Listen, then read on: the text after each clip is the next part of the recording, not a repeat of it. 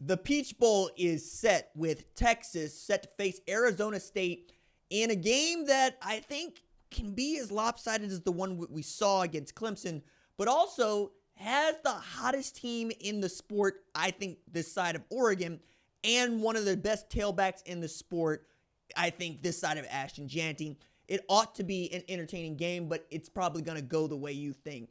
What's up, kinfolk? It's RJ Young. I am not on a step mill. If this is your first time watching the #1 college football show, please subscribe to the channel and ring the bell so you don't miss any of the segments that we upload here, as we do early looks, we do instant reactions, we stay on the news topically. I give you some analysis, I help you understand what is beyond the headline and really get into the nitty-gritty of the sport that I really, really love, and I love talking about, writing about, foxsports.com. So we got Texas slated to play Arizona State in the Peach Bowl. It's going to feature Cam Skattebo at tailback, who is the best tailback, I think, this side of Ashton Jeanty, who has rushed for 2,497 yards so far this year. Cam Skattebo leads an Arizona State squad that I believe is one of the hottest in the entire country. You got to go back to October for their last loss, and it was without Sam Leavitt, their starting quarterback. With their starting quarterback, they have been pretty damn good. Jordan Tyson had his arm in a sling the last time they were out there. Didn't matter. They took Iowa State to the woodshed. It wasn't really that close. Cam Skattebo's going to go over 1,400 yards rushing in this game. Question is, what is Arizona State's defense going to be able to do against Texas offense? And I'm saying that like for real. Brian Ward's got a challenge on his hands. This Texas team rushed for nearly 300 yards against Clemson, ACC champions. Now, I get it. If you're Arizona State, you're going, who is Clemson to us? Well, it's a damn good football team. I think they're a little bit better at quarterback, but you're better at tailback. Defensively, I just don't see how you're going to be able to do what nobody but Georgia has been able to do, which is stop Quintravion Wisener, Jaden Blue from running the football. Now, Quintravion Wisener didn't look 100% at the end of the game, still rushed for 110 yards, while Jaden Blue added 146. 77 came on one rushing touchdown. But that's what it's going to be. And when it's not, it's Matthew Golden. Remember, this Texas team has not really had its full assortment of players actually all year, but here and there, they've lost Kelvin Banks against the SEC champs in Georgia. He was back for this game. They ran the ball really well. Against this team, they did not have Isaiah Bond once again. Didn't seem to much matter. They're able to spread the ball around and really get it out to their playmakers like Ryan Wingo. Again, another outstanding freshman who is making his mark. But really, after Cam Skattebo, it's going to be up to Sam Leavitt to try to find receivers that can take advantage of that really stout secondary. Now, Xavier Guillory, I think, is your best option here. But Andrew Makuba is one of the best safeties in the country. Michael Taft is a second-team All-American. Jahdae Barron is the Thorpe Award winner. Good luck with all of that. And with all of that, you also got Anthony Hill Jr., who's the best linebacker, I think, in the country this year. Shame that he didn't win the Butkus Award. And then you're adding other guys like Baron Sorrell, who has decided to remind everybody just how good he is at playing this position. Colin Simmons, another outstanding true freshman coming off the edge. Trey Moore has the ability to really take over games. Alfred Collins was awesome. Vernon Broughton has been awesome this year. I think that they've got guys that really are going to make it tough for you. And if you need convincing, take a look at what Clemson had to do on 4th and goal, 4th and 1. Back-to-back times, they got stuffed by that Texas front seven. I think the question is, can you force Quinn Ewers into making mistakes when he does drop back to throw the ball? As much as he's good, he has looked like the weakest link on an otherwise pretty outstanding Texas offense. Now, he runs it well, but there is a growing sentiment that Arch Manning should probably be the guy taking snaps back there because of his ability to run away from other people. And if you are able to summon a pass rush, it's pretty much known Quinn Ewers is going to be there for you. It's just that offensive line has been really good about protecting him, and they haven't had to do that much protecting because they've been really good at pushing people off the ball and running the football well. I think Kenny Dillingham is going into an environment that he has not yet seen. Meanwhile, Texas has been here. Remember, Texas is the only team from last year's college football playoff that made it to this college football playoff, even though we expanded 12 teams from 4. It's also a team that has played Mercedes-Benz Stadium before, albeit against Georgia. But now we're looking at them being able to more or less say, hey, we know what this is. We know where we've been.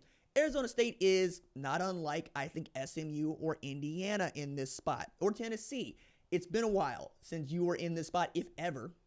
And getting here is one thing. Being able to be competitive and win, we've seen, has been entirely different. Is that going to change on a neutral site? I think it's possible, but I don't think it's likely. I think there's a reason why we rank teams. I think there's a reason why we think of Texas as one of the best teams in college football, and we have for some time.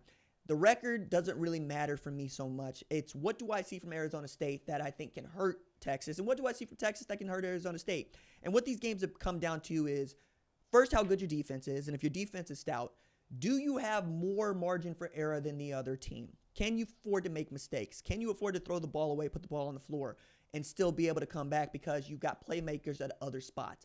That's true for Texas. They've got playmakers all over the field. I can point out at least one playmaker on the offensive side at wide receiver, at running back, at tight end, and Gunnar Helms, who I think is going to be a big deal in this game.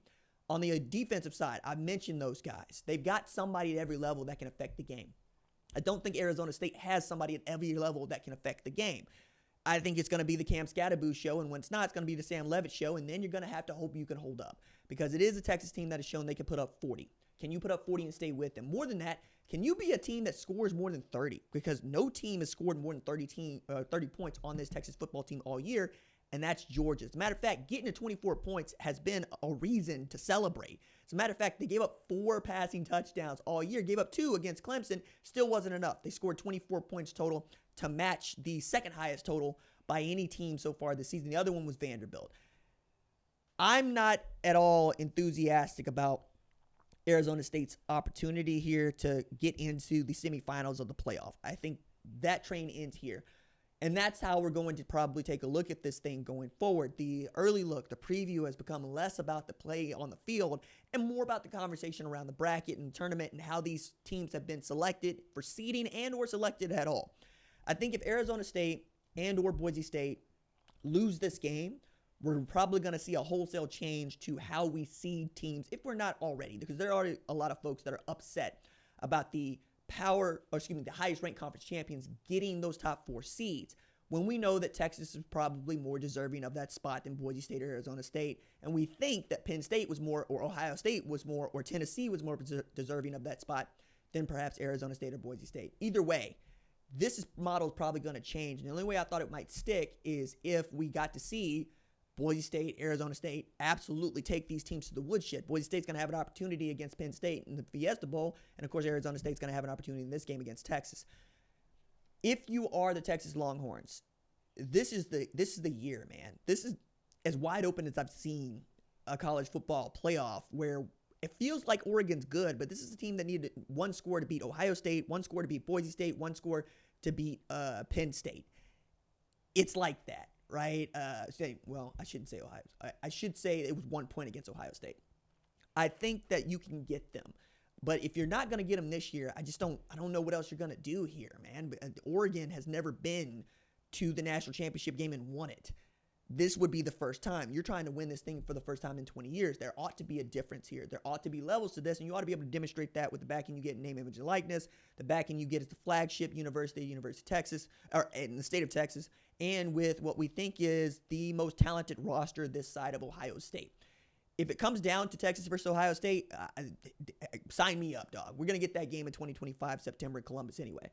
But for the time being, let's remember that Texas is in this spot, and they shouldn't be, right? It should have been Arizona State that was having to play their way into this, but you will have your opportunity to tell me to shut the hell up if you're Arizona State. And if you're Texas, remember that it's an Oklahoma guy that's talking well about you because y'all have just been that good this year. And I expect for you to contend and or compete in the national championship game, if not win the whole damn thing, depending on what we think of Georgia, Oregon, and what's looking like an outstanding quarterfinal matchup.